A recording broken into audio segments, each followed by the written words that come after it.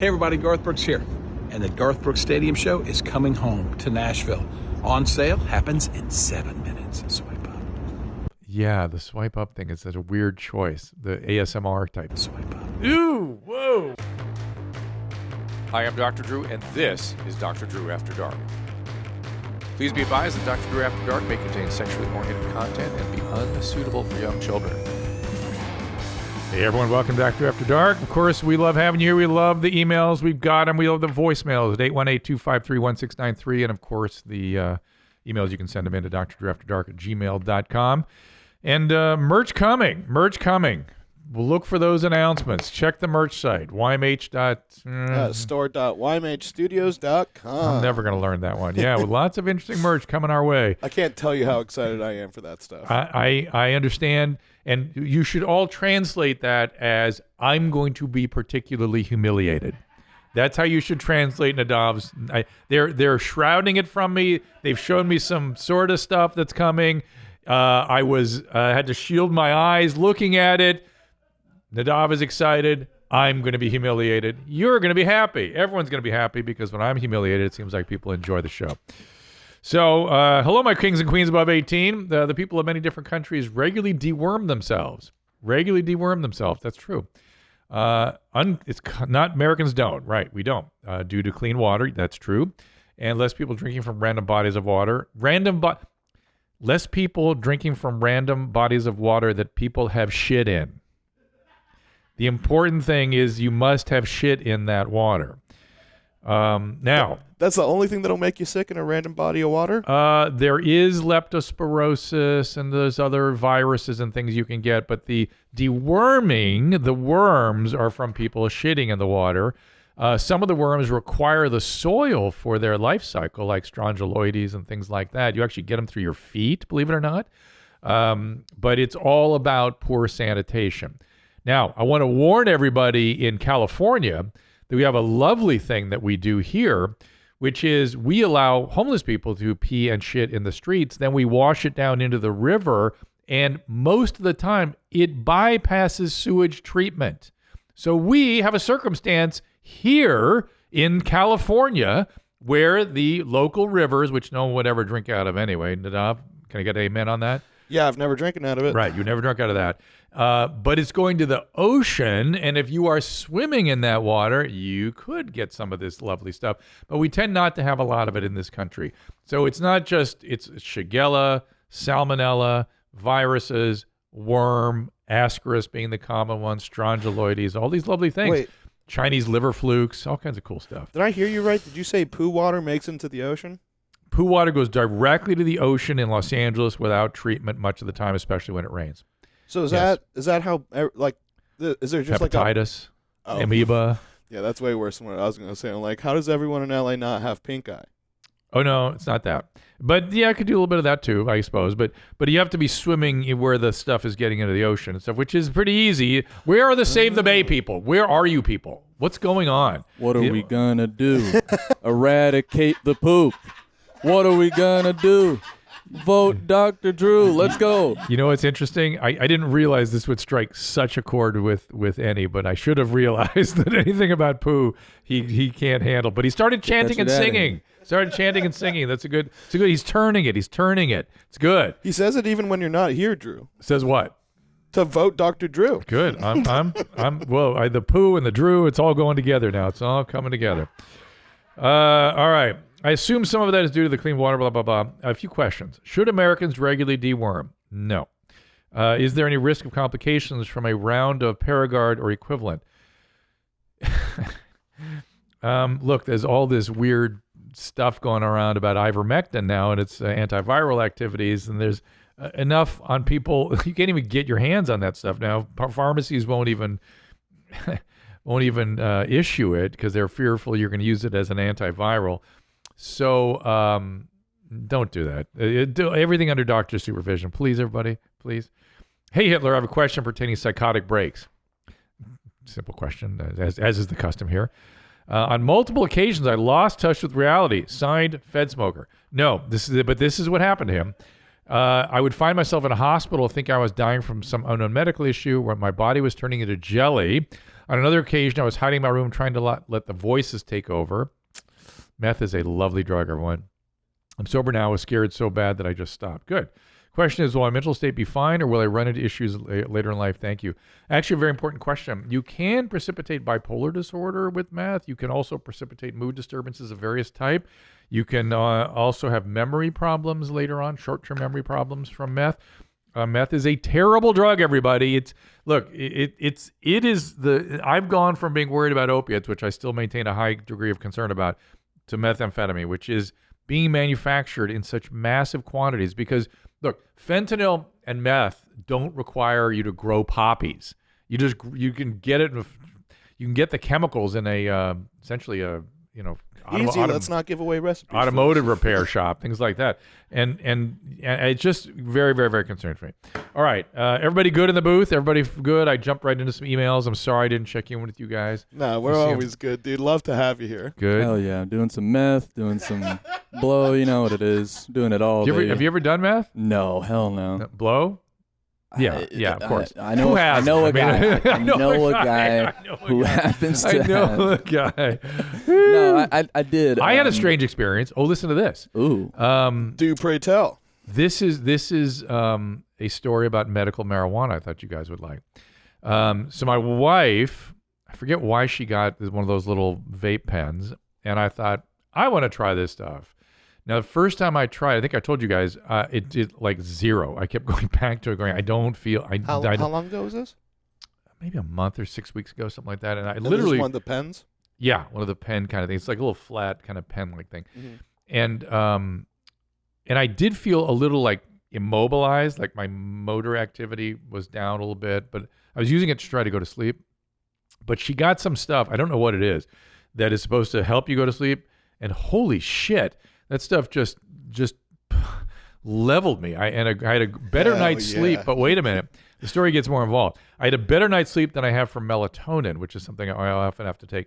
But then the next night, which was last night, I was up all night. I couldn't sleep, which was very weird, very, very strange for me. And I figured it has to have something to do with the cannabis. Yeah, you're not smoking enough weed. I'm not smoking enough weed. That's it. That's the problem. But so at first I was thinking, wow, I could get behind this stuff. This seems like a better way than many ways that people need to have help with sleep. But if it's going to have a rebound on the other side, I don't know. Gentlemen. Can you help me? Well, I feel like Dr. Green Thumb. I go by Dr. Nadav, in these parts. But, I mean, wouldn't it... I feel like isn't that how most sleep aids work? Is that if you use it to go to sleep and you take it away... Yeah, no shit. You're going to have a hard time going back to sleep. Melatonin doesn't do that, interestingly. And I prefer to sleep with nothing, but sometimes I can't fall asleep, so I use melatonin. The benzodiazepine medication doesn't do it after one, like, so the Restral and Ambien and Sonata and all that stuff, they won't do that after one dose. They won't the next night give you trouble. If you do it for a week, then you have trouble. So for some reason, trouble going to sleep. That's why you have to use those on a very time-limited basis. They can use those, if you're not an addict, don't use them if you're an addict. But if you're not an addict, you can use them for a day or two, and then be very, very careful after that. But with this, now again, this is a dose of an N of 1. I had one experience, one person with this vape pen or whatever I was using, and it looks like I'll do another experiment somewhere down the line where I try it again to see if it screws my sleep on the second night again. But you guys haven't had that experience? No, sir. But and again, I'm not advocating for people. We live in the great state of California where this is completely legal, and I thought I had to know more about this. I had to understand it better. You know what I will say is that those pens, like in terms of regulation and all that, like I'm sure they're regulated and all that, but when you're vaping a pen, it's really hard to tell what the fuck is actually in there. So what I would recommend. Roll a joint? Yep. And I personally, Drew, will roll you a year supply's worth of joints that you could just take one hit off of and go right to bed. A year's supply may be one joint for me. You'll sleep for 3 days, dude. But I got you. But I wonder what they put in it that really did not make me high at all. I was not really aware that I was under the influence of anything. I just went to sleep. So it's kind of interesting. It's all very interesting to me. So we'll if they would just do the research on this medication, on this drug, we would know more about what to recommend for people in states like California where it's legal. The what do they call them? Weed tenders here or bud tenders? Bud tenders. They all are full of information. I don't know if that's well established or not. No, they're not. Right. That's the point. No, I know. I should go to Dr. Nadav. Chicks at dispensaries. I should go to Dr. Nadav. You really should. Look, Drew, I'm telling you, this would be a good YMH original. Let me run you through the gambit of what could work, what won't work on you. Then, we'll do it on a Friday where you ain't got shit to do the next day, and we'll just have a good time, dude. I don't like I worry about getting panic attacks. I got that during college from cannabis, and I worry I get that again, number one. Don't worry. Dr. Nadav's here with you. And number two, I don't like the high of cannabis. I don't want to get high. You know what I mean? I know that's hard for you to believe, those of you that really love the drug. Hard to imagine, but I don't. Well, I think that there's probably a whole bunch of factors and variables. And I mean, when you had the panic attacks, was that in college? Yeah. Cool. Enough time has passed. I'd say let's give it another try. Yeah. Okay. Yeah. Well, I feel like I would say, do you not like the body high or do you not like the mental high? I don't like anything. The body feeling. Like, which makes you start to go through that panic attack? Is it the mental? The mental, because it just makes me feel the cannabis as it was back in the 70s, which almost doesn't compare, would give me rapid heart rate, hungry, and sort of spinny, panicky, and that was about it. I was not happier. I did sometimes gigglier, but that was about it. And this thing I did for sleep did none of that and just made me sleep. Well, I think it's been a lot. Maybe we more shouldn't refined. have this conversation. I know, I understand that. Maybe there's something we should do off the air when we figure out what we're going to do. I'm sure we'll get tons of emails with lots of advice. I tell you what, man, you ever need to stay awake at night, and then I got you, Chief. What is that? What is bunch that? Of stuff from you. What? That's all cannabis related? No, no. I thought you didn't do meth. I don't do meth, but I could find it if you need it. I know. Dude, what are you talking about? You talking about Adderall? I mean, literally anything. I have anything that I've ever taken has basically kept me up. I've never been one that needs to fall asleep. I don't want to fall asleep. So you like that? You like that kind of thing?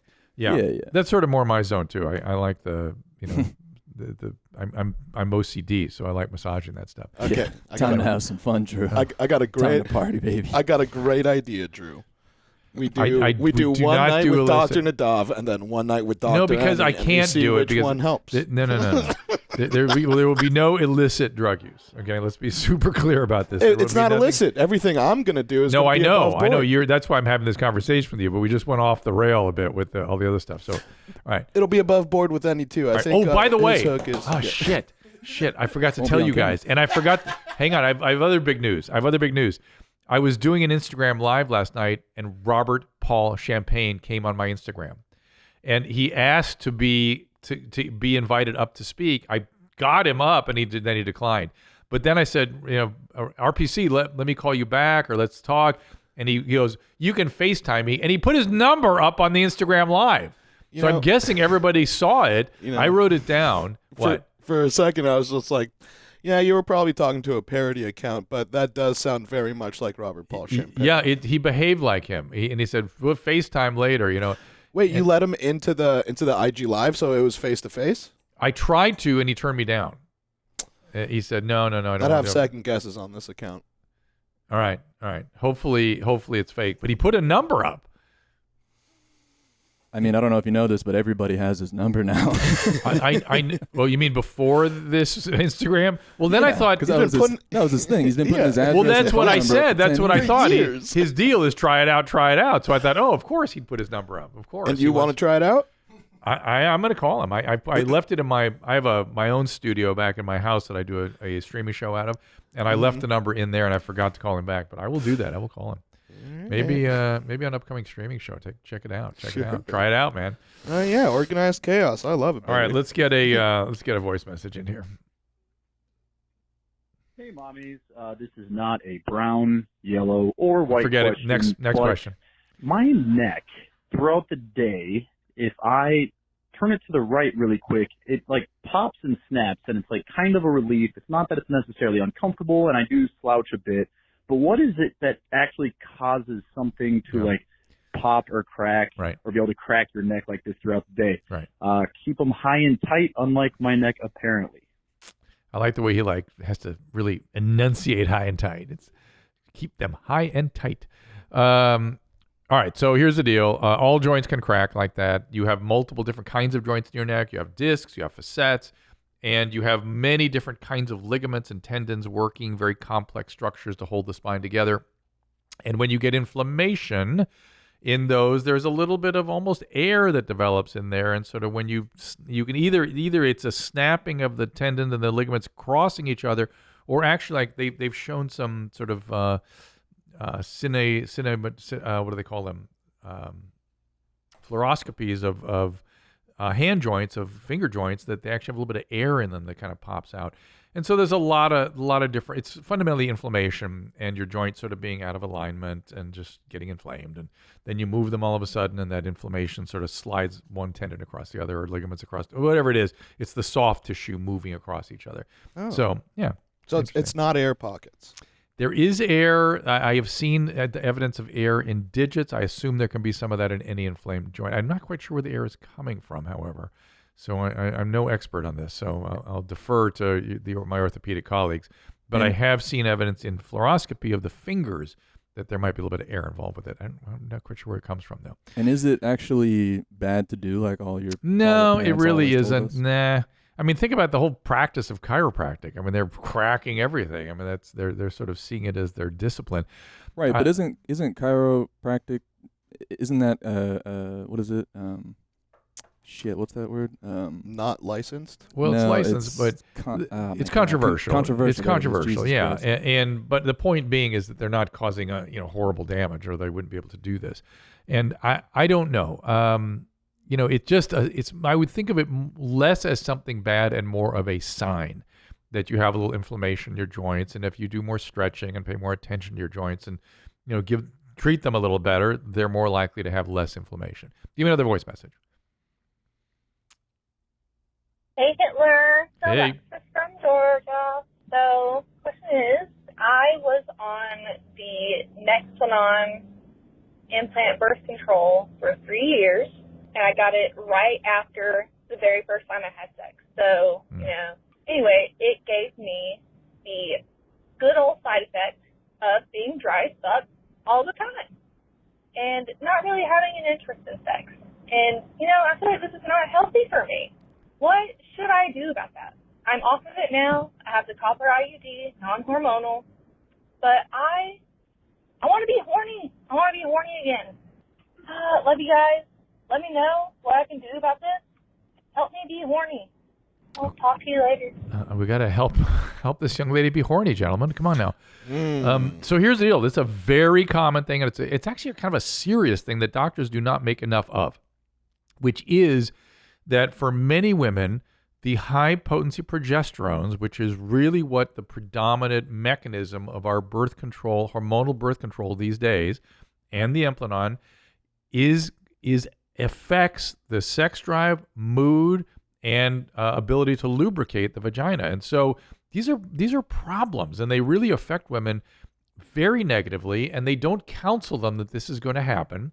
Now, if you are somebody that is having this problem and you have a long-term device like the Melatonin, which she had one of these implantable devices in, which is releasing hormones over 3 years, you could take it out, but you could also get an estrogen cream for the vagina to sort of hopefully get the lubrication up.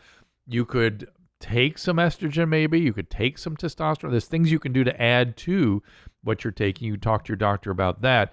But fundamentally, be aware that if you're taking a hormonal contraceptive, this can happen. Now, here's the really serious part of this. Up to as many as 20% of women that have this side effect that this young lady has had will stay that way after the device or the hormone is removed.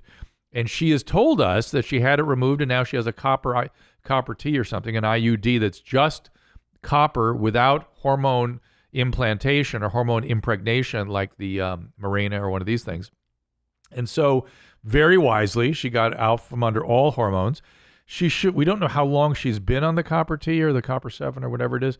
And she may still yet recover her sex drive, but she very much needs to talk to a doctor that has experience treating this. It can be treated. It can be improved. But some bioidentical hormones to try to adjust things to get you really back.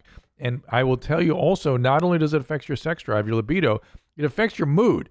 And women women are not given enough assistance with this. And this applies also to perimenopausal, postmenopausal women. If you're in your even late 30s, you can start to have perimenopausal symptoms. Don't assume that every mood symptom is a depression. It often is the declining hormones, particularly testosterone. Dame's mission, cultivating pleasure to enrich well-being. Dame Products, a women-founded company making toys for sex that close the pleasure gap, let's say. Developed and tested on real folks with vulvas in the Dame labs. They're engineered to bring your solo and couple play to new heights. Let's be fair. There's a lot of stuff out there, but these guys are really thinking about what women want and what works for women. Women are 4 times more likely than men to say sex is not pleasurable in the last year. And so, look, they're making the world a happier place. The way they say it is one vagina at a time. I sign off on this. I think this is great that they're doing it. The products are high quality. Go to dameproducts.com/Drew today for 15% off site-wide. Again, that is dameproducts.com/Drew today for 15% off site-wide. This summer, Bespoke Post is here to take your adventures to the next level with a new lineup of must-have Box of Awesome collections. Bespoke Post partners with small businesses and emerging brands to bring you the most unique goods every month. They sent me the Weekender bag. I love it. I've been using their outdoor gear for the barbecue, and also in the wintertime, I use their blankets. They provide so much great stuff. No matter what you're into, Box of Awesome has you covered. From travel and outdoor gear to breezy summer styles and grooming goods, Box of Awesome has collections for each part of your life. To get started, take the quiz so they can figure out what you like and what you want. It's boxofawesome.com. That's where you get the quiz. Your answers then help them pick the right Box of Awesome for you. Of course, they release new boxes every month across a ton of different categories. Free to sign up. You can skip a month or cancel anytime. Each box costs only $45, but has over $70 worth of gear inside. Get 20% off your first monthly box when you sign up at boxofawesome.com and enter the code Dr. Drew at checkout. That is boxofawesome.com, code Dr. Drew for 20% off your first box. Gentlemen, did you know all that? I did not know all that, but I thought I did see a commercial about Viagra for women is kind of a thing now? No, this is not really what it does. So let's talk about that. So Viagra strictly affects the nitric oxide pathway. So it's called a PDE5 inhibitor. And it increases nitric oxide that essentially uncoils arteries in our penis. So more blood flows in. That's all it does. That is, it's one mechanism.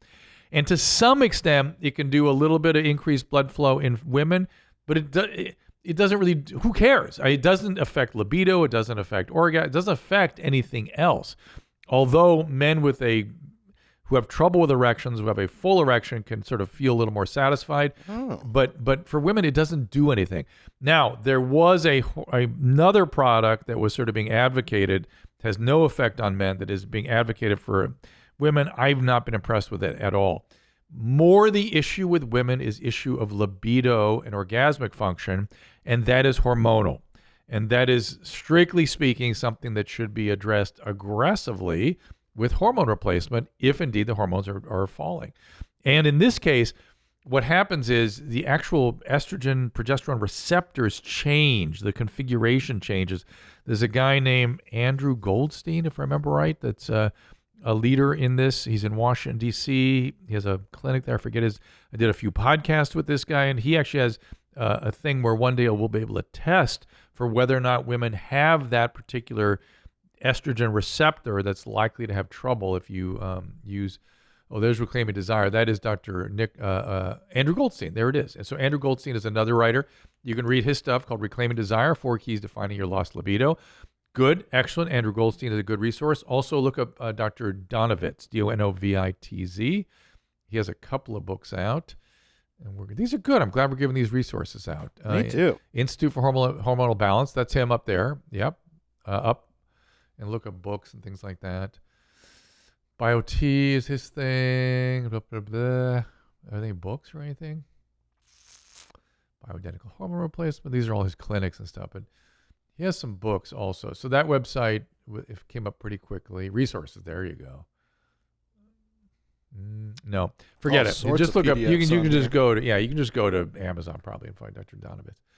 Okay, so that's my primer on hormones and women and that poor voice message lady. I mean, what should we call her? That poor listener. She has a legitimate complaint and she needs to be taken very seriously. Give me the next voice message.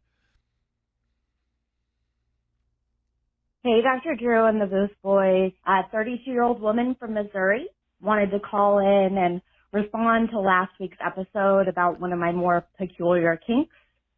My partner crying, like full-on sobbing, particularly the way it tastes. I am into BDSM and other kinks, but for this particular one, the catalyst doesn't matter. It can be mentally or physically induced, happy, sad, whatever. It's about the look and the sound and the taste. Nothing I can particularly pin it to in my teens, but it definitely caused some toxic relationship behavior when I was younger. Thankfully, things are better now, and my husband indulges me on special occasions. Try it out. Love you, mommies. Bye.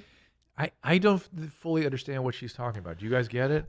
Yep. My Okay. takeaway was that she likes the taste of her partner's tears, but only if they're induced a certain way. You're right. That's So what I it's, heard. and is it a he or a she? They didn't specify I think that, right? she likes to make her male partner cry. Mhm.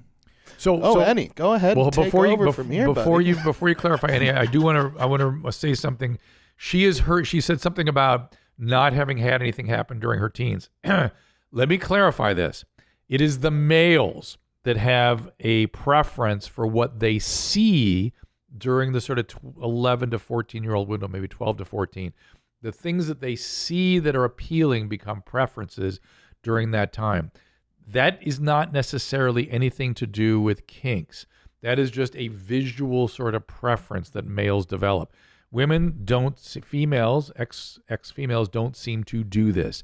Everything else pertaining to kink seems to be things that happen much, much, much earlier. Things like foot fetishes, things like that.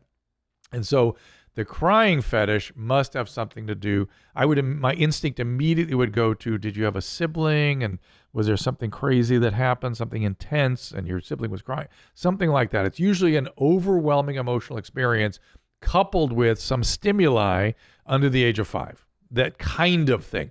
Not necessarily so. Sometimes a cigar is just a good smoke. You may just be into certain things. That's fine. But you're sort of looking for, trying to figure out why you develop certain preferences. That is sort of how that works. Now, Annie, educate me. Let's go. I don't even know if I have anything to educate. I mean, she was pretty clear about what she said. You can ask Nadav, the minute she said, hey, Booth, like the way that she said that, instant. I was like, yep, this would work. This would work. So whatever she's about to say, I'm into it. And 100%. So whatever she would have you do, you'd be interested in. Like, I'm just saying that I knew that whatever she was about to say was going to line up with whatever I would want. And yeah, it's 100%. And basically, by the way, it's just it has nothing to do with the taste. It's about humiliation. She's into humiliation, and you like her dominant. So are you saying you share with her that desire, or you would like to be partnered with her and be humiliated? Both. Or both? Both. Got it. I'm what is known in the BDSM community as a switch, which means I can do either or. I go both ways. I got the dom, I got the sub, I got a little bit of everything. Oh, so interesting. And what is the quality in the voice? Can you describe it? I mean, dominant. It was immediately like she owned that voicemail the minute she said, "Hey." Let's hear it again. Voice. Let's hear it again. Yeah, Just the beginning sentences.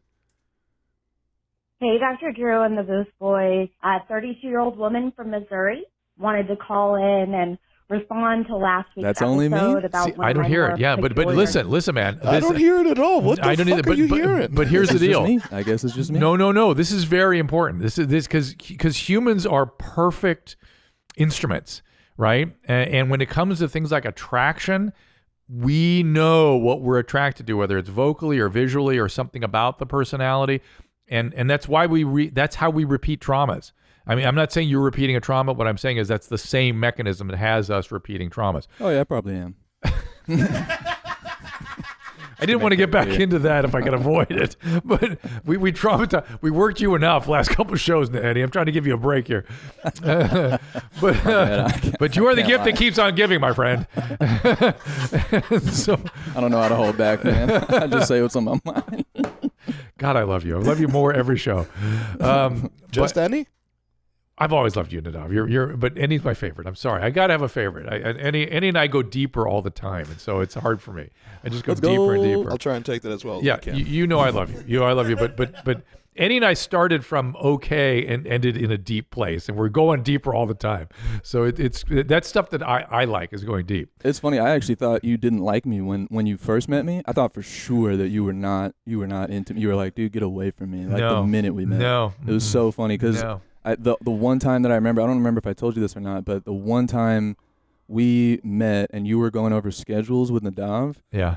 And I was like, it was after my interview with you, so I was like, hey, I tried something like the Metamucil or whatever. Oh yeah. And like it didn't really do anything for him, and you're like, yep, yeah. Sometimes it works, sometimes doesn't. It is what it is. I'm just like, oh, okay, but I realized later that when you're in work mode, it was work mode, and also that's kind of doctor mode too. Because you're asking me sort of a medical question, like I did a treatment, it didn't work. I'm like, yeah, okay, well, it doesn't always work. And so I was in work mode at the same time. So I apologize if I was off-putting. Not at all. But people give me, I'll tell you what people give me sometimes, which I find weird.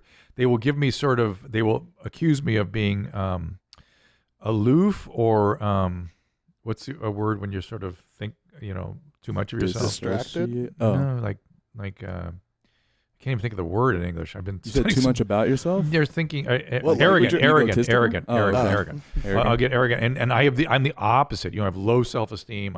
If anything, I'm uncomfortable and feeling less than.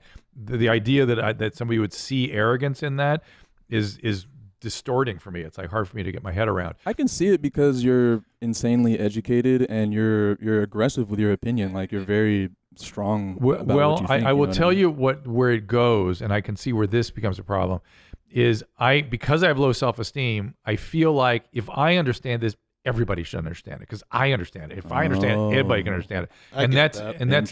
That's not an empathic position, right? That is sort of a weirdly arrogant position, and I try to avoid that if I possibly can. But I apologize for being off-putting. I can understand why that would be the case. No, don't worry about it. I did think about jumping off a bridge, but I didn't. So it's okay. But you're completely wrong. I did not like you. There's nobody in this building that I did not like. But if anybody to begin with, I had to figure out was Potter. Because I couldn't get at him. I couldn't figure out what I didn't know what his job was at first because he was sort of out there in the lobby all the time, right? Mm-hmm. And I didn't know what my relationship was going to be with him. I didn't understand him until we started doing stuff, and then it was all good. So can you understand that, or is that me again? No, I totally get you. Yeah. Potter is a specimen. He's very interesting to get used to. I fucking love the man. Me too. But I just wasn't sure what was going on, what the nature of our relationship was supposed to be, and what he wanted it to be. So little did I know I'd be sticking a Q-tip all the way up his asshole. So, or his second asshole, I should say, is what that really was. Should we? I wonder. Should we revisit that video? Do people remember that experience? People got very upset when we showed it in one of the last few episodes. Why? You don't say. Why? They say it's much heavier than any heavy segment we've done during a live, and honestly, I kind of have to agree with them. It's, we're showing an insane medical procedure. So what you're saying is we got to put that up on the next live show. We did show that on a live show. Okay, I've forgotten about it. They need to. It's one of the few things that you could see on YouTube that's been on a live show. Wow, it's people are. I thought this was a very. I thought the intestinal fortitude of this world of your mom's house was quite high. It's weird to me. They draw the line at just popping a zit. Essentially, it was really not different. It's not a lot different than what Dr. Pimple Popper does on TV. I very much disagree with you. It is very different because I've seen those videos and I'm like, okay, I could see how some people could jerk off to this. No one could jerk off to what you did to Potter, man. First of all, I never knew that anybody jerks off to the pimple popper stuff. I did not understand that, and I don't think they do. just threw I'm up just assuming that. I'm just going to vomit in my mouth right now. What I'm talking about is a TV show where they work on gross dermatological problems, and a lot of it is essentially what I did with it. Just the problem with Potter's thing; it was so deep and so big, and he's still not done anything about it. I'm just ugh. Anyway, I'm very upset about that. Give me another voice message. Man, the shit. Hey, Dr. Drew, this is Bud Sanchez here, and just had a quick medical question for you, and I see if I can get any advice on this.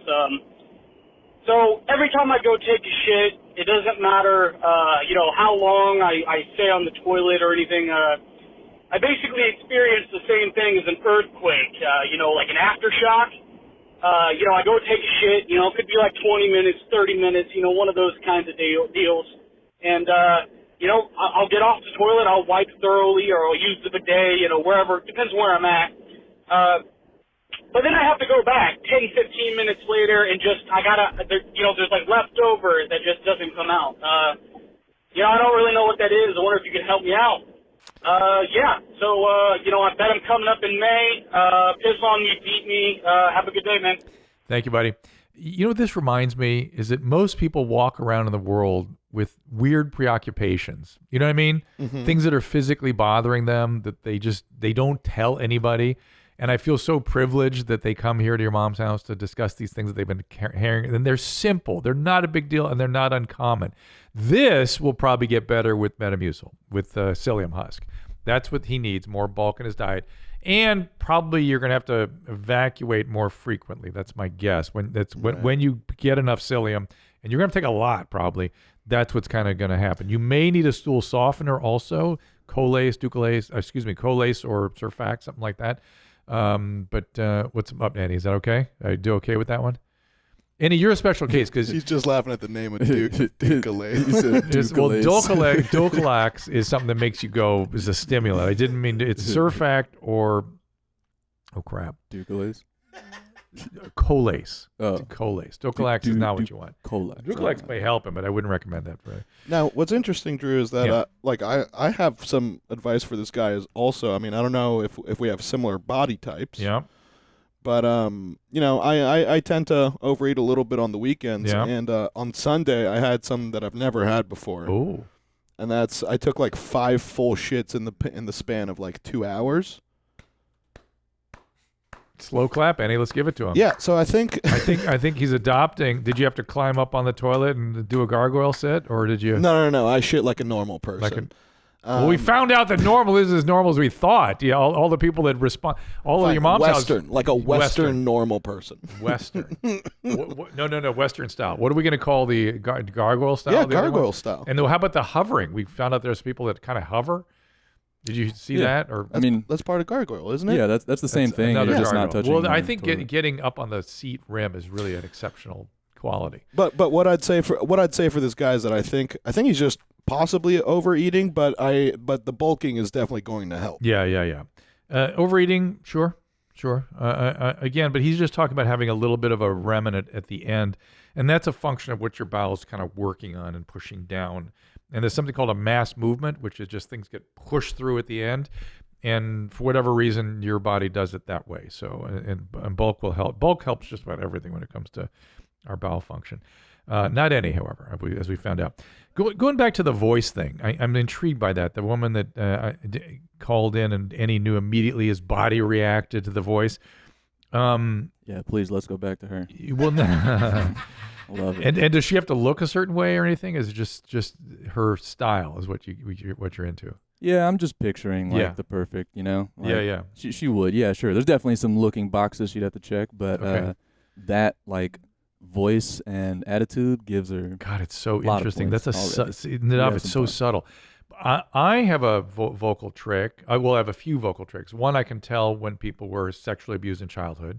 I can women particularly, I can tell by their voice. Right, their voice kind of changed, like it's at the same pitch as when they got molested, I literally, for whatever reason, I can close my eyes and imagine the age of the person speaking to me, and I hear the age at which they were sexually abused.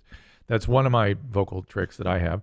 Oh, I think Annie just had a revelation. What's up, buddy? Uh-oh. No, I'm just like, well, holy shit, what a tell. I've never even thought of that. Yeah, Jesus. it's what like Marilyn Monroe, that voice.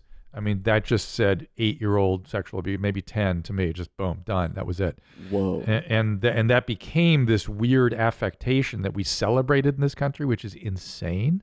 We've done so much insane shit in the last 70 years. It's really wild, particularly as it pertains to women and sexuality. And we're continuing to do weird stuff, but it's not as though it's new.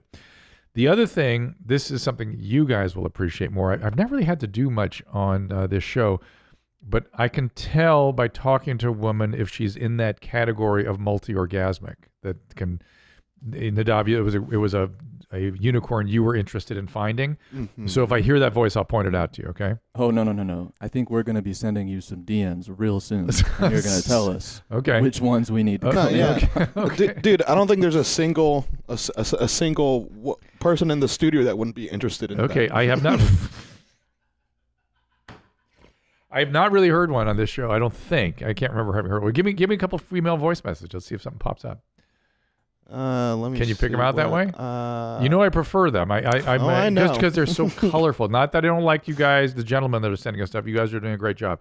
It's just the women add a cultural element that's always, not even a cultural element, a narrative element that's always more colorful. Men were more like, I have a question, but women have a story. This podcast is sponsored by BetterHelp. That's right. BetterHelp will assess your needs and match you with your own licensed professional therapist. You've heard me talk about this before. I've sent patients, I've sent family. Been very impressed with the quality of care at BetterHelp. You can start communicating in under 48 hours. And again, since we've all been quarantined, people are getting used to using things like Zoom. And this is not a crisis line. It's not self-help. It's professional services done securely. Broad range of expertise available. It's available worldwide as well. And you can lock into your account anytime and send a message to your therapist. You'll get timely and thoughtful responses. Plus, you can schedule weekly video or phone sessions so you won't have to sit in an uncomfortable office and maybe run across other people, that kind of thing. BetterHelp is committed to facilitating great matches. They make it easy and free to change therapists if needed. It's more affordable than traditional offline therapy, and financial aid is available. BetterHelp wants you to start living a happier life now, today. So I want you to visit betterhelp.com/afterdark. That is better, H-E-L-P. And join the over 2 million people who have taken charge of their mental health with the help of an experienced professional. In fact, so many people have been using BetterHelp, they are recruiting additional therapists in all 50 states. Special offer for the Dr. Drew After Dark listeners.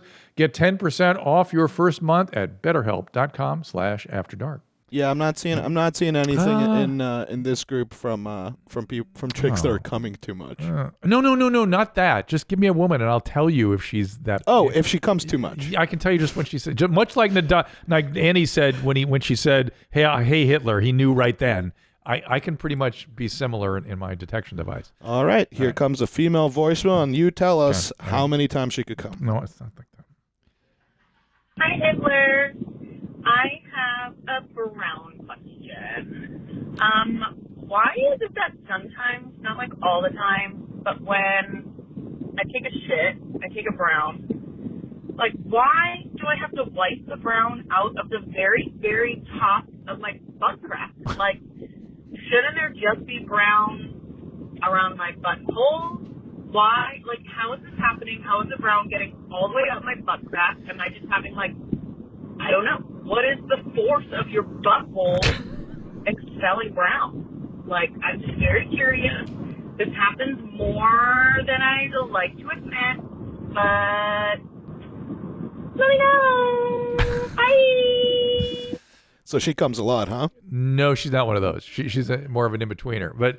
But the some people's anal verge is configured in such a way that the pressure. You ever use the Play-Doh thing where you push Play-Doh out? Oh, the spaghetti factory thing? The spaghetti factory. Yeah. And if you do the tube or the star, if you push under a lot of pressure, you'll notice it will kind of go up a little bit. And that's what's happening. You're getting a little rooster tail action going the wrong direction. Again, bulk, Metamucil, that kind of thing will help. Stool softeners might help you. Again, back to the surfactant and the Colace. And maybe not pushing so hard. This is a situation where the any position might actually help, but just not, or maybe like a squatty potty. Squatty. I noticed there was a squatty potty. I used Bert Kreischer's toilet one time in his bedroom. I noticed there was a squatty potty there, and that can effectively do the same kind of thing. So see if that doesn't help. Give me one more, and then we'll go to some videos. Yeah, I'm going to give you another lady voicemail, and then you're going to tell us what your tips and tricks are for figuring it out on how much. You have to hear it. You have to. When I hear it, I'll show you. I'll show it to you. Right, but there's got to be like a note. Is it like a C flat? Like what note are you trying to? It's a certain laugh and a certain. It almost sounds like somebody's tickling them all the time. That's the best way I can describe it to you. So wait a minute, Kelsey Cook. Is an example, right? Can we listen Kelsey to her was voice? not that. Kelsey, yeah, No? she was sort of that. She was sort she's of like that. super jovial. She was not. But she was a 10-timer. She was not a 40-timer. You know what I'm saying? Oh, she could have 40-timer. That's more I like thought she was. That's more like a sequential orgasm. That's a little bit different. It's a little bit different. I'm betting that she's more like a 5-timer on average. It's a little different. Wait, Let's see if there's anybody we've talked to that. hold on. There's a 5-timer. There's a 10-timer. There's a 40-timer. There are some women that have orgasms the moment intercourse starts until it stops. They're just constantly having.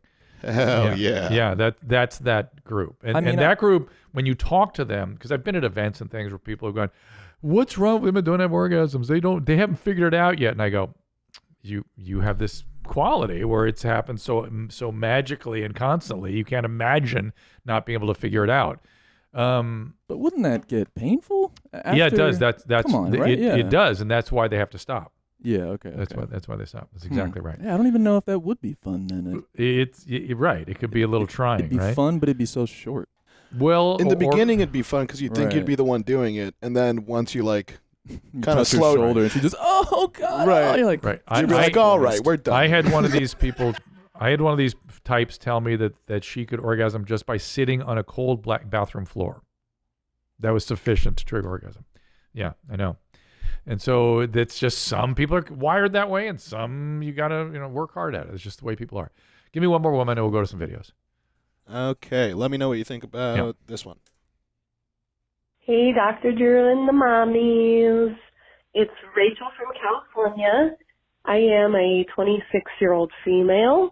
I literally just sneezed and felt a pressure pain sting in my butt crack.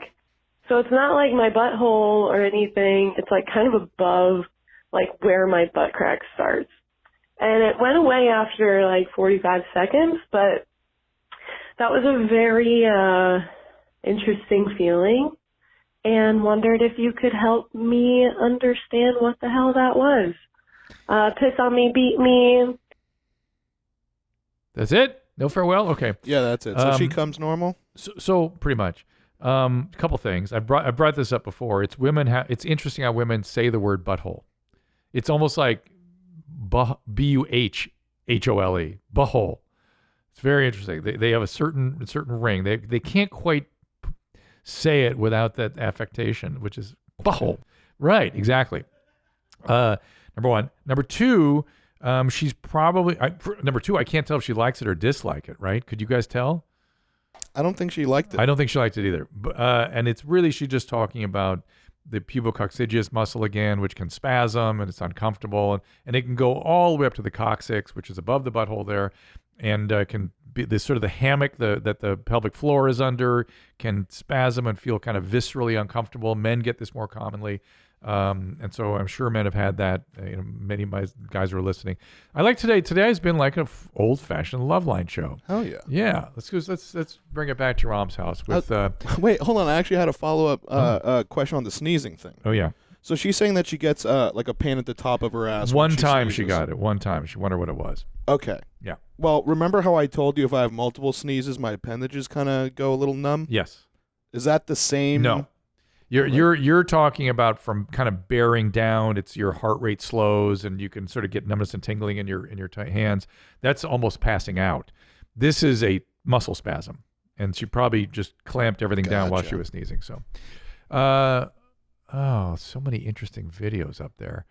Jail makeup tutorial. It's one that caught my eye early. I wanted to see that one. All right, here we go. Yeah.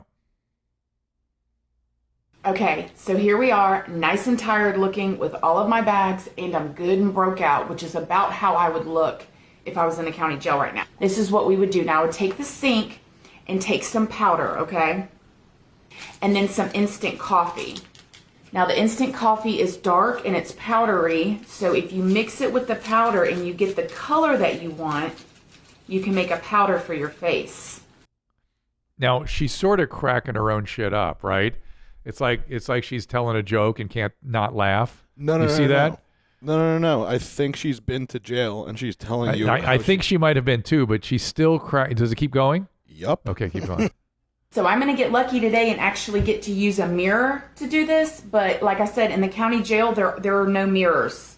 It's just a reflection pan. I'm not telling y'all it's going to look good. I'm just telling y'all this is what we did. Reflection pan. 9 times out of 10 as we would do our makeup, we'd go to court and we'd see our reflection in like a real reflection of a window or in the truck, the van that they put you in. And then I would personally be mortified. So Annie, is she one of yours? You know what I mean? Is she one of your, not your type? No. No. Okay. I don't think so. I don't know. Probably, maybe. I don't know. Do we have a vote of what was in prison for, in jail? Well, I mean, she's out of jail now. I know, but what would she? She seems smart and well put together. Drugs. Sort of. Yeah, that's what I think too. So some substance related stuff, but she doesn't seem using right now. She seems sort of sobery. Okay. Then I would take a toothbrush and I would comb out my eyebrows. The toothbrushes in there are nowhere, and then I got this from the dollar store for $1, okay? The toothbrushes in there are nowhere near as nice as this. So the bristles on them are very soft. You know, like when you brush your teeth, you feel like you're basically brushing them with your fingers, and it doesn't matter who you are in there, your breath always stinks because the toothbrushes don't work. Good for her.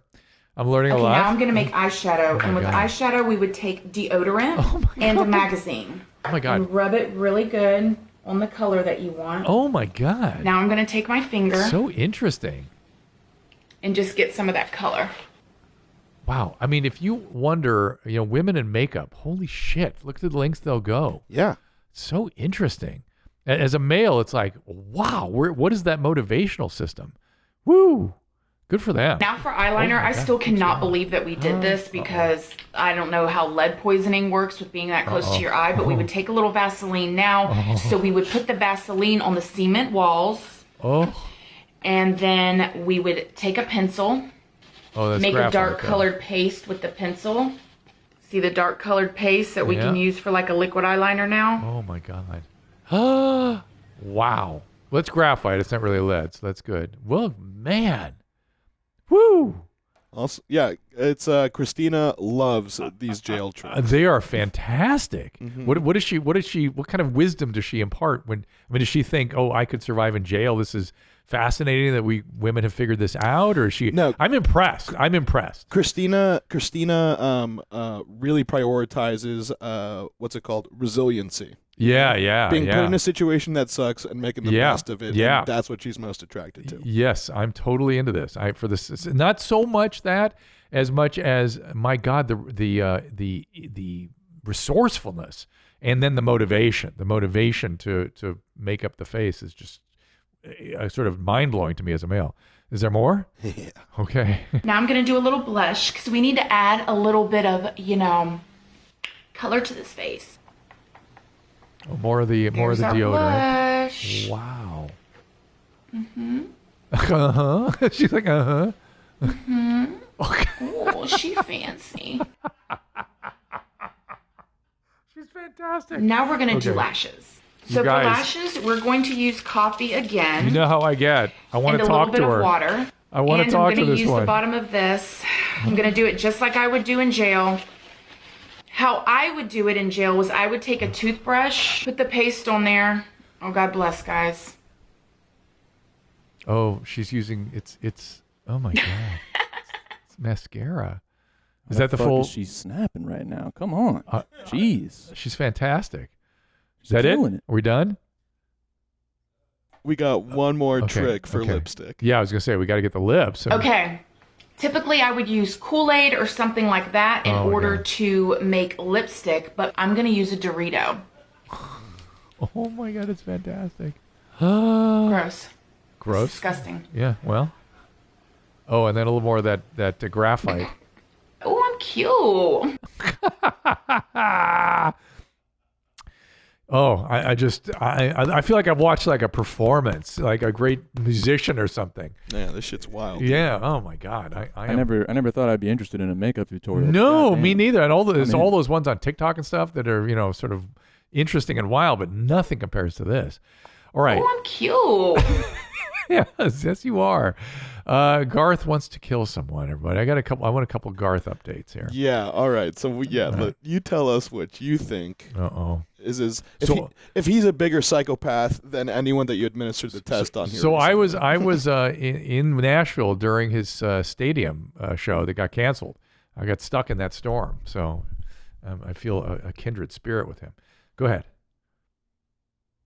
Now, I know you have, I think, a role in Nashville Beat. Right. We're going to show a clip in a minute, but have you thought about expanding that and going on to the movies, maybe be a cowboy? Yeah, I told them if they ever need somebody to be a bad guy, which is weird, I'd love to be a bad guy. No, you don't want to be a bad guy, no. I mean, you look like a good guy, Okay, I guess. I'd rather kill somebody. Oh, you would? That'd be fun. This is that same weird, spooky quality he's got. The old Uncanny Valley type deal? Yeah, it is Uncanny Valley. My God, it is. I'd love to kill someone, only in the movies, though. But it's like I'd like to play a bad guy in a film, too, just because I would like to have people go, oh, my God, did you see who that was? You know what I mean? I like to just sort of impress with counter-type sort of behavior. But he's not saying that's so contrary to who I am. He's saying that's what I'd like to do. And then when sort of confronted with the fact that he looks good, like a good guy, he gets sort of weirdly distant, right? Like the Uncanny Valley part where it's like a robot's answering. Right, like you're seeing like his true emotion when he's saying, "Oh yeah, I'd love to kill someone." Yeah, but the true emotion, it kind of a little bit felt like the floor dropped out. You know what I mean? Like there was like no emotion, like this weird sort of. Totally felt it, like they didn't understand him. Yes. I don't know what you think you know. And that's the robot part. It sort of seemed empty and like, whoa, this like if here's what he should play as a character on Westworld. You know what I mean? A robot, he'd be perfect. Couldn't agree more. I agree with you, Nadav. This Uncanny Valley thing, I don't know what this is. Here, let's try. Let's watch this again and see if we could pinpoint where he realizes that he said too much. But this, by the way, it looks like something from like the 80s. When was it? It was the 80s? I mean, this was a super long time. Okay. I'm not sure. Everybody's sort of done up like the 80s. Okay, go. Now, I know you have, I think, a role in Nashville Beat. Right. We're going to show a clip in a minute, but have you thought about expanding that and going on to the movies, maybe be a cowboy? Yeah, I told them if they ever need somebody to be a bad guy, which is weird, I'd love to be a bad guy. No, you don't want to be a bad guy, no.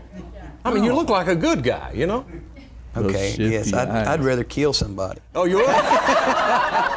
That'd be fun. Yeah, he looks off into the distance, and then he had a little moment there where they went, oh no, and he was like, oh, they see me, oh shit, oh no, oh yes, oh no, look at that, whoa. He's like, oh, that was a bad thing to say. Oh, yeah, exactly, and exactly. Holy crap! Ooh, do I need to pull the curtain back? This is getting weirder all the time. All right, now we have another video with him, right? God, I've not been interested in the Garth stuff until this. I don't know why this is hooking me. All right, give me the update. Garth update, Nashville Stadium. Yeah, so this is just him trying to be human still. Humanoid. Okay. Hey everybody, Garth Brooks here. And the Garth Brooks Stadium show is coming home to Nashville. On sale, happens in 7 minutes. Swipe up. The whispering thing is sort of weird. He looks more present here than he did back in those old ones, right? You know what it is? He's probably had more coaching in the 30 years between this clip and the one that we just saw. For sure. He knows what his job is here. He's got to promote, right? And yeah, the swipe up thing is such a weird choice. The ASMR type swipe up. Ew, whoa! When you isolate it like that, it's wild. Can you? I hate to do this to you. I know you guys are just a duo in there today, but can you give me any more Garth stuff? Is there any Garth stuff handy? I'm suddenly intrigued. I've not really been part of for Garth thing. Can we do it next show, maybe? Well, I'm glad that you said what you said when you said it, because we have a bunch ready for you. Okay, all right. We're going to go down a little Garth rabbit hole here, because I've been woefully. If you notice, whenever Tom and Christina brought this up, I've been like, I don't know, because I couldn't tell what was going on. Now I'm like, I'm in. He's a Westworld robot. I've decided. That's what this is. All right, go. All right, so this is the video that initially spurred us onto how insane he is. Yeah. This is his first social media post that he did. Okay. Well, I guess it's official. We're now on Facebook. I really wasn't sure about this at the start.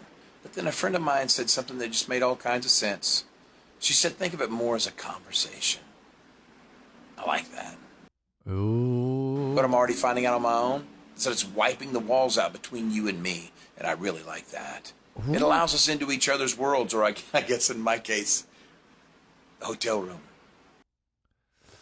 When I think about things I want to post cool stuff, slick stuff, neat stuff. But most of the stuff I'm going to post is going to be raw stuff like this. This is just who I am. Ooh. So if this is truly a conversation, then I say let the conversation begin. Uh-oh. So that's his first social media post. Uh-oh. A little bit more coaching between this one and the fresh one that we had just Yeah, or like somebody going, don't do that. Jesus, take that. You need to run this by a team before you post this shit, Garth. Down. What are we seeing here? My every sort of alarm in my head goes, it must be substance related, because it's like he's hiding something. You think so? I don't know. I don't know what's going on. But I remember you saying one time we showed you a video a while ago where you were saying like, oh, the rosy cheeks and just the inflammation in his face, yeah, right? alcoholism. Yeah, something like that. It's got to be, because why would he be doing this otherwise? Unless it's not the flat stuff of somebody covering a psychosis. It's different. What if he's just autistic? Don't autistic people like speak very differently? Yeah, but he's got eye contact, even though it's with a camera and stuff. It's just a lot of the TikTok stuff is sort of more in that zone, and this doesn't have that quality to it. Whew, I cannot figure it out. Well, it just feels like hiding. Hiding is the word that comes to mind, because go ahead, give me another one. Yeah, we got a couple more. All right. Here's a folder we have called Garth Tries to Human. Oh, God. This poor guy. I feel bad for this Hey guy. everybody, Garth Brooks here in iconic Notre Dame locker room. This is where the players go out to take the field every Saturday. This is where all our players are getting ready to take the field for this concert. So tonight, the Fighting Irish, they're going to become the Singing Irish. This is going to be good. Yeah, it's just all the same quality. Give me another one. Oof. He's trying. We're at Notre Dame. Don't miss it. Only CBS. Well, that was more like, that to me reminds me of the stadium video again. You know what I mean? Like he can do a promotional thing. Do they have anything? Is there anything where he's interacting with other people? We can see him, in his natural habitat. Do we have his Netflix stuff? Like backstage or anything? Or Oh yeah, here. You know what? Yeah. Here, I got some stuff for you. Okay. So I think this is from his Netflix documentary. This makes me uncomfortable. Because I feel like I'm. You're not alone, Drew. Yeah, I'd be worried if it didn't. Okay. All right. The way you shake a man's hand determines at that spot how interested you really are to be there. Not a death grip handshake, a sincere handshake. Okay, you see, so this is that uncanny valley stuff again. Yeah, he's crying. Like is he crying? He's definitely got a glisten in his eyes. Well, he's behaving in the way a human's supposed to behave, except it's disconnected from the usual things that humans use to behave a certain way. So it's like he's now. So there's multiple possibilities here, right? So one possibility is that he's hiding something and he's just ashamed, and sort of, that shame is causing him to sort of act a certain way rather than be a certain way. The hiding. Do you think that it's that it could only be like a substance abuse that he's hiding, or maybe you're not a series of murders that he's? Well, you're not done yet. Well, I'm not done yet. So one is that he's ashamed and had some trauma or something, and he can't connect in any real way, so he just behaves the way he's supposed to behave. The other is that he's had substance use, and again, he's just ashamed and hiding. The other is he's a sociopath or a psychopath, actually, and just behaving in a way that he thinks humans are supposed to behave.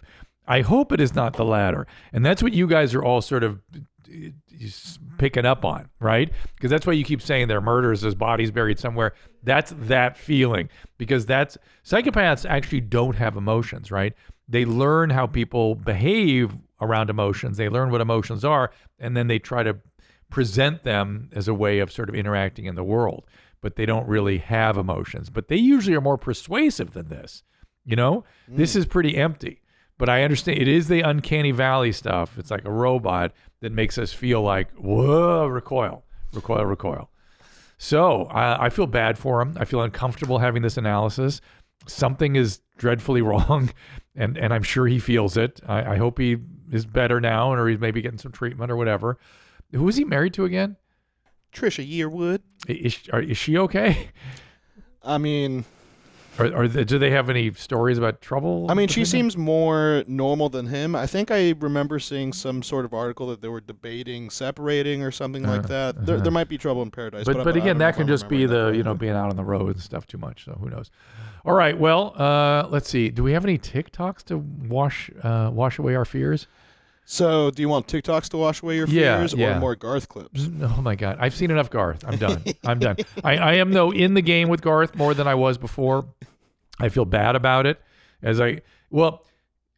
So so everything in your mom's house for me that goes on starts with me feeling bad, right? So I know that I'll have more to say about this in the future. I'm not ashamed the way I normally am about some of your mom's house content. You notice I didn't cover my face. I feel bad for Garth, but me feeling bad means there's more to be had in the future. So in the future, we'll do a little more Garth, and I'm more interested. But I don't want to go talk to Garth. You understand? You know how, Annie, we started this show talking about how you hear somebody's voice and you have a certain reaction, and that's a perfect instrument. My desire to go talk to somebody is kind of a perfect instrument too. Like, I want to go talk to that chick that does the makeup tutorial. I want to know more about her. I don't need to know more about Garth. You know what I'm saying? I feel you. Yeah. And so it's just it's a difference of somebody being a very interesting human being like RPC versus somebody being a certain kind of human being that I don't really want to deal with, don't want to do more with. Right, who's gonna flow with you, and who not just flow with me, but also be more intriguing and have more to be revealed and more to their story, and there'll be multiple layers and interesting things. I don't see that with old Garth. I don't see it. TikTok, please. Oh my God. Why? What's behind him? What's up there? The Last Supper is above him. Oh my God! Is that some fetish or something he's playing to? I got no idea what the fuck this he has. is. He has Da Vinci's Last Supper over his head with playing cards stuffed into the frame. Is that what I'm seeing? Oh, it looks like religious cards. Like he thinks he collected at church. Okay, like these. Yeah. Mm-hmm. And now he's got tape over his mouth and is stroking his neck. Say no evil, neck no evil. I'm a little weirded out. Don't need to talk to this guy. I think it's a sexual. I think you're right. This is really his version for kings and queens above 18 that like this. Next, got no time. With all the Hit me, baby, one more time. Hit me, baby, one more time. Hit me, baby, one more time. Hit me, baby, one more time. I love that. Is that a male or female? That's a dude. That's a dude. I think. Right? Quite a performance. I don't know. True. I don't know what he identifies as. Yeah, well, I mean, what is his biological sex? The biological sex is hard to determine here. But yeah, good. I'm okay. I feel better. Give me another one. Oh, I saw this. Is he peeing? Did he just lose money? No, he's on a leash. Oh. He's on a leash, and he's a dog, and he's just waiting for his master to be done. Oh, my God. And who's the master? That chick in the green pants? Uh-huh. Oh, Annie.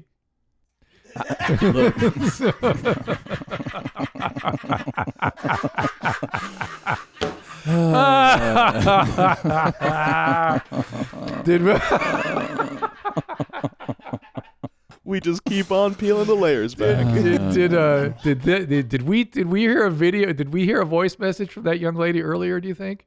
I hope so. Was she pretty? Yeah, that's what I thought. That's what she looks like.